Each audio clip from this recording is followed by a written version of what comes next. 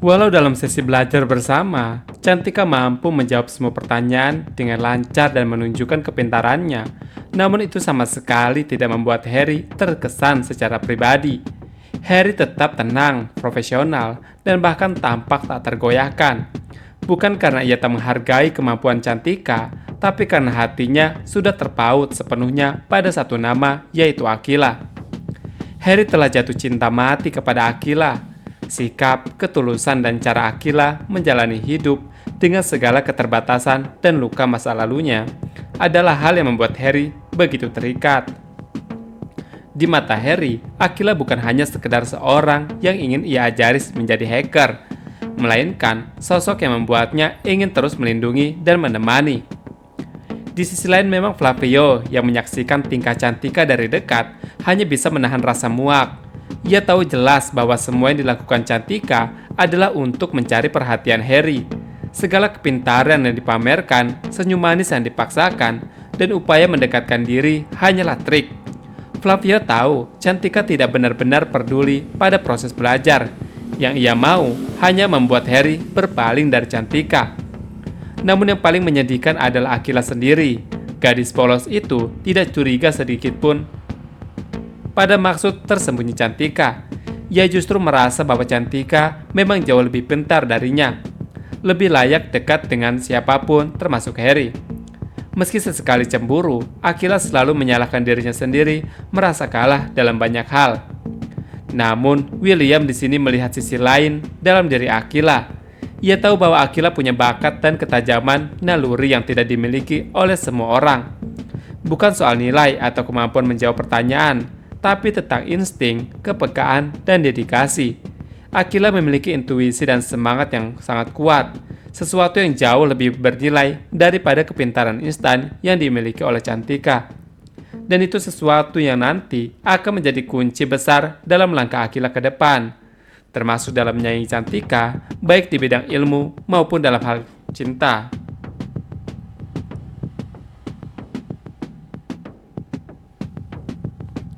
Selama ini, di balik senyum manis dan sikap sok ramahnya, Cantika diam-diam menyimpan niat jahat yang terus ia rancang terhadap Akila. Obsesi Cantika terhadap Harry membuatnya gelap mata. Apapun yang bisa membuat Akila mundur, melemah, atau bahkan menyerah, ia akan lakukan. Dan Cantika telah melakukannya lebih dari satu kali. Salah satu aksi awal Cantika adalah membuat buku Headbook, sebuah buku berisi catatan penuh kebencian dan hinaan terselubung yang ditunjukkan untuk menjatuhkan mental Akila. Buku itu sengaja ia masukkan ke dalam tas Akila, berharap Akila di sini merasa terpukul. Isinya bukan hanya merendahkan fisik atau latar belakang, guru, dan lain-lain, tapi juga menyudutkan posisi sosialnya. Tak sampai di sana, Cantika juga menyusun rencana sabotase saat pentas seni. Di momen besar itu di mana Akila tampil di atas panggung menunjukkan dirinya di depan semua orang, Cantika berusaha menghancurkan secara mental dan teknis. Di sini, ia bahkan telah merobek baju Akila sebelum Akila tampil. Namun untung saja, di sana ada Raisa yang meminjamkan baju terbaiknya yang dipakai dengan Akila hingga Akila bersinar di atas panggung. Di sisi lain di rumah sakit ada sebuah momen yang membuat Mohan syok seketika, pendam dalam diam, perlahan menyebar ke lebih banyak orang.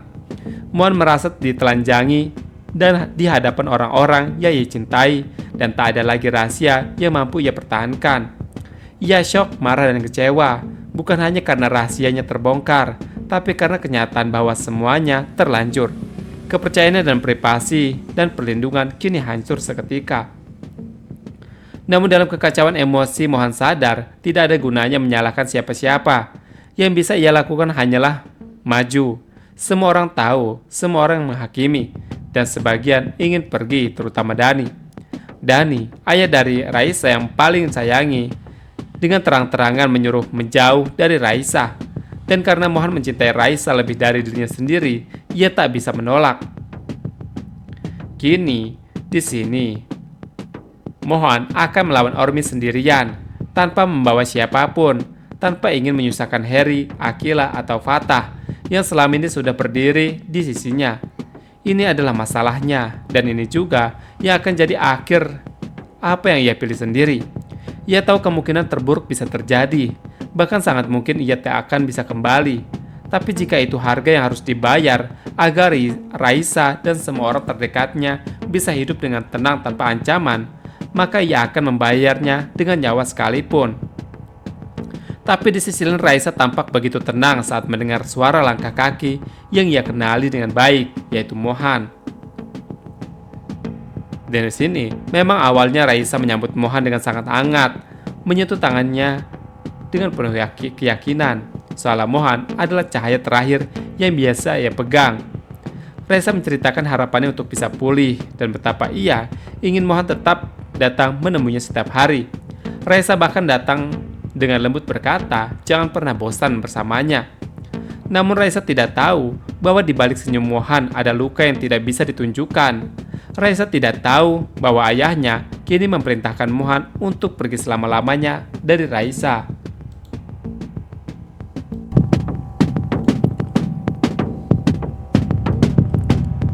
Perintah Dani di rumah sakit sebelum Mohan diperbolehkan bertemu dengan Raisa terasa seperti pukulan paling telak dalam hidup Mohan.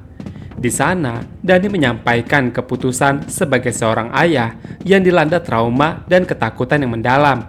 Ia memaksa Mohan menerima syarat berat untuk menjauhi Raisa selama-lamanya. Bukan hanya menjauh secara fisik, tapi Dani juga meminta Mohan untuk berpura-pura tidak lagi mencintai Raisa. Dani ingin Mohan menjadi asing bagi putrinya, agar Raisa tak lagi berharap, tak lagi terseret dalam bayangan kelam dunia yang menyelimuti Mohan. Dani sangat trauma atas kejadian yang menimpa Raisa. Anak gadisnya kini terbaring buta, lemah, dan nyaris kehilangan hidupnya. Semua itu di mana Dani adalah akibat dari konflik Mohan dengan Ormis dan juga Matthew dan juga Devon. Dani tak mau mengambil resiko lagi. Mulai saat ini, hanya keluargalah yang akan menjaga dan melindungi Raisa. Tak ada lagi celah atau ketidakpastian untuk luka yang tak mungkin kembali datang. Mohan di sini terdiam, dadanya sesak menahan perih. Cinta yang ia miliki untuk Raisa begitu dalam, tak mungkin dihapus begitu saja. Namun di hadapannya saat ini, berdiri seorang ayah yang hanya ingin anaknya selamat. Mohan tak punya pilihan. Ia tahu jika ia menolak, ia tak akan pernah bisa melihat Raisa lagi. Dan saat ini, ia hanya ingin memastikan Raisa baik-baik saja, walau dengan harga dirinya sendiri. Dengan suara lirih dan mata berkaca-kaca, Mohan akhirnya menyetujui syarat Dani. Ia bersedia menjalani peran paling menyakitkan, mencintai dalam diam, dan menjadi asing bagi orang yang paling ia sayangi. Setelah kesepakatan itu terjadi, barulah Dani mengizinkan Mohan untuk masuk ke kamar rawat Raisa. Langkah Mohan berat, hatinya hancur, tapi cintanya tak pernah berubah. Kini ia harus memandang Raisa sebagai kenangan yang paling ia bisa miliki lagi. Saat langkah Mohan memasuki kamar rawat Raisa, dunia seakan berhenti berputar. Hatinya seperti diremuk dalam sekejap saat melihat sosok Raisa yang dulu ceria, kini terbaring lemah. Matanya kosong, menatap ke arah yang salah. Karena tak bisa lagi melihat. Sakit itu tak tertahankan, seperti bilah tajam yang menghunjam jantung Mohan berkali-kali. Raisa tersenyum dengan suara tenang, mencoba meyakinkan Mohan bahwa ia baik-baik saja. Tapi Mohan tahu itu hanyalah kebohongan lembut dari seorang gadis yang sedang berusaha terlihat kuat. Tatapan kosong itu bukan sekedar efek medis, tapi luka batin yang mendalam. Dan Mohan bisa merasakan seperti cermin atas kesalahan dirinya sendiri. Air mata Mohan jatuh begitu saja, tanpa bisa ia tahan. Di hadapannya adalah Raisa, yang selalu ingin menjadi pusat perhatian, yang selalu tersenyum paling terang. Tapi kini, Raisa tidak bisa melihat dunia lagi, dan semua ini adalah karena dirinya. Rasa penyesalan menyesakan dada Mohan. Ia menyalahkan diri sendiri karena bersikeras tampil di pentas panggung seni, karena berani menantang Ormis, karena tidak juga mengukur bahaya yang bisa datang kepada orang-orang di sekitarnya. Dan ego dan tekadnya, ternyata harus dibayar mahal dengan luka yang diderita Raisa saat ini. Namun di tengah keputusasaannya, muncul keyakinan baru dalam hati Mohan. Ia tidak bisa menjalankan perintah Dani untuk menjauh. Raisa bukan hanya membutuhkan dokter atau keluarga. Raisa butuh seseorang yang tahu bagaimana menghadapi kegelapan, yang tak takut menemani dirinya dalam kondisi terburuk sekalipun. Dan Mohan ingin menjadi orang itu. Ia tidak bisa atau tidak akan meninggalkan Raisa, bukan karena rasa bersalah semata, tapi karena cinta dan tanggung jawab. Raisa tak pernah pantas menghadapi semuanya sendirian. Dan jika dunia memutuskan untuk memadamkan cahayanya, maka Mohan bersumpah akan menjadi cahaya itu, meski hanya dengan keberadaannya di sisi Raisa. Raisa, meski dalam kondisi yang begitu rapuh, tetap memendam perasaan yang sama pada Mohan. Cinta dan rasa terikat yang telah lama tumbuh dalam dirinya tidak pernah berubah, bahkan semakin kuat saat ini. Namun di tengah segala keterbatasannya, Raisa memilih untuk tegar. Ia mencoba menyampaikan dengan lembut dan begitu tenang pada Mohan bahwa apa yang menimpanya bukanlah kesalahan siapapun, ini adalah musibah. Dan ia telah belajar menerima kenyataan itu dengan lapang dada. Di hadapan Mohan, Raisa menunjukkan sisi paling dewasa dalam dirinya. Ia sadar kebutaannya adalah hal yang besar yang akan mengubah banyak aspek kehidupannya. Dan karena itu, ia mencoba mengurangi beban Mohan. Raisa mengatakan bahwa jika Mohan ingin pergi, jika Mohan merasa tak sanggup menjalani hari-hari bersamanya, dirinya tak lagi bisa melihat dunia seperti dulu.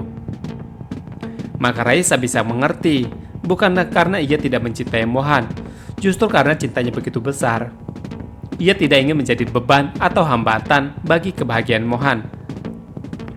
Raisa tahu ia tak lagi bisa menjadi sosok yang sempurna di mata dunia, namun ia tetap ingin Mohan bahagia, meski harus tanpa dirinya. Kalimat-kalimat yang diucapkan mengandung keberanian dan pengorbanan. Dalam batinnya, Raisa tetap ingin Mohan berada di sisinya, tapi ia lebih memilih untuk memberi Mohan kebebasan daripada memaksa perasaan di tengah keadaan yang sulit ini. Namun dalam diamnya, Raisa masih berharap, walau kecil, bahwa cinta sejati itu tak memandang kesempurnaan fisik. Dengan begitu, dan hanya mungkin Mohan tetap memilih tinggal. Di sisi lain, perasaan Akila terhadap Harry semakin tumbuh dalam diam. Setiap momen saat bersama Harry, Sabar duduk di sampingnya mengajari dunia rumit teknologi dan pemrograman, menjadi kenangan yang perlahan mengisi ruang hatinya. Kebersamaan itu, mereka seperti potongan waktu yang terasa tenang dan hangat, membuat Akila merasa dihargai dan diistimewakan. Namun semua itu mendadak berubah seketika sosok Cantika datang tanpa diundang. Dengan senyum manis yang dibuat-buat, Cantika membawa sekotak kue yang diberikan kepada Tante Rita. Berpura-pura ramah dan menyisipkan alasan bahwa ia ingin belajar bersama semuanya, Akila, Harry, Flavio, dan William. Padahal jelas sekali niatnya bukan sekedar belajar. Cantika ingin mendekat pada Harry dan menjauhkan Akila darinya. Wajah Akila yang sebelumnya ceria, cerah, dan antusias perlahan meredup. Senyum bahagianya berganti menjadi senyuman hambar yang dipaksakan.